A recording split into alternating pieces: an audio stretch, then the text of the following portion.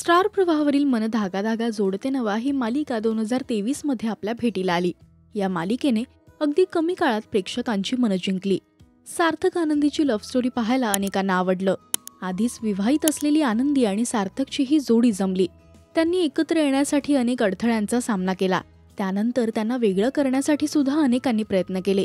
तर मालिकेने 6 वर्षांचा लीप घेतला आणि आनंदी सार्थकच्या आयुष्यातून निघून गेली आणि त्याच्या आयुष्यात सुखदा आली। त्या दोघांचं लग्न होणार इतक्यात आनंदीची एंट्री पुन्हा सार्थकच्या आयुष्यात झाली आणि आता या मालिकेचा शेवट नेमका कसा होणार आहे याचा व्हिडिओ समोर आलाय। निघून जायचंय तर जा, मी तुला अजिबात थांबवणार नाही। मी आणि सार्थक लग्न करून संसार करू। नका जाऊ आनंदी, चुका थांबव ना त्यांना। मी प्रयत्न केले सार्थक, पण तिला इच्छा नाही तर मी काय करणार। जा तू आनंदी, जा।